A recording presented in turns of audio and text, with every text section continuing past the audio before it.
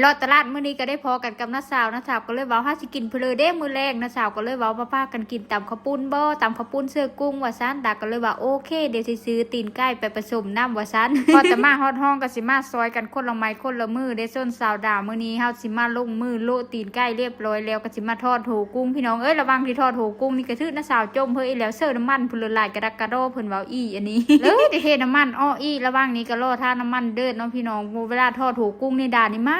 กพี่น้องมีผู้เลิศมากคือกันบ่ได้เลยว่าโหกุ้งนี่ถ้ากุ้งตัวใหญ่ๆนี่อุ้ยคักมากแห้งพามาที่สาวสากเพิ่นก็สิมาปรุงรสรสชาติด้วยพี่น้องอันนี้เพิ่นสิปรุงรสชาติเอาไว้ตำมันข้าวปุ้นเสื้อกุ้งนั่นล่ะระหว่างนี้ดาก็ได้ถามหาขะน้อเพิ่นก็ได้ยืนเฮ้อพี่น้องเพิ่นเว้ามาแต่ละเธอมีซอยเฮ็ดเพิ่นเลยอ้าวเขาก็สิซอยล้างผักล้างหญ้านี่ล่ะพามาที่สาวเพิ่นก็สิหั่นผักย่างต่างหญ้าหั่นผักบงนั่นล่ะพี่น้องเอ้ยว่าสิโลผักบงอันเสื้อตำแต่ว่ามันบ่แม่นผักบงจีนมันเป็นผักบงธรรมชาติเนาะก็เลยว่าบ่เสื้อดีกว่าก็สิโลกินกาบตัดพามาที่สาวเพชรเพิ่นก็สิมาหั่นแกะกุ้งนี่ล่ะพี่น้องเอ้ยบ่ได้เลยว่าหน้าที่ค่อยง่ายที่สุดพอแต่ลูกหลานมาโฮมโตกัน5เลิกก็สิถามกันได้พี่น้องกินเพลอเด้อาทิตย์นี้กับได้โซนน้อยมากินน้ำเพราะตอนทำอีทว่าสิกินอันนั้นได้พี่น้องว่าสิกินอันเศษโซนเพราะว่าซื้อแจ่วเศษโซนมาแต่บ้านพูนะก็เลยว่าสิกินเศษโซนแล้ววันนี้ดาก็เลยว่าโอ้ยอย่ากินหมูกระทะวันนี้ก็สิท่าหมูกระทะสุดท้ายไปได้กินจมูกกระทะพอแต่สาวหั่นพักแล้วเพิ่นแก้เพิ่นเรียบร้อยแล้วเพิ่นก็เลยเฮดานะมาล้างเนาะพี่น้องก็ทำความสะอาดล้างผักย่างต่างหญ้าผักมื้อนี้ก็หล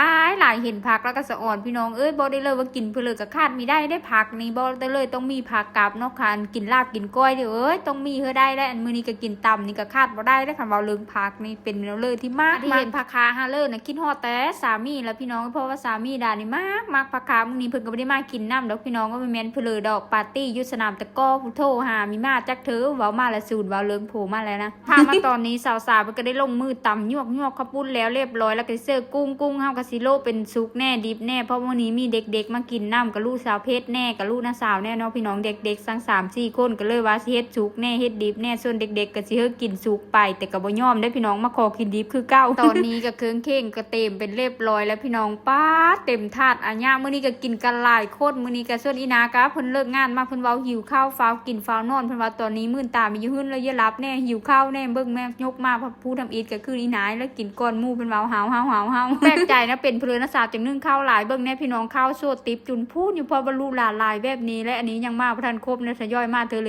ะคนบ่ได้เลยว่าตอนนี้ก็คือบ่มีฮอตบอลเยอะหนังแล้วพี่น้อง มายังบ่ทันครบคนในถ้ามาครบคนนี่โอ้ยเหลือห้องอีพี่น้องเอ้ยอันนี้มาบ่ครบเพราะว่าโซนนึงเพิ่นมื้อบ้านแน่โซนนึงก็บ่ได้มามื้อหั่นน่ะบ่ได้เลยว่ามีน้องอันใส่อีน้ามาเพิ่มอี2คนบ่ได้พี่น้องโอ้ยต่อไปนี้ต้องแยกขบวนการแล้วเบิ่งแน่เด็กๆก็มาขอกุ้งเพิ่มเพิ่นว่ากุ้งหมดว่าหลานสาวก็มาขอแม่ได้เพิ่นว่าแม่หนูขอกินกุ้งดิบได้ไหมว่าซานแม่ก็บอกกินเลยว่าซาน ตอนนี้แม่ขอกินก่อนแม่ก็หิวคือกันจะกินไปเลยก็กินไปเลยได้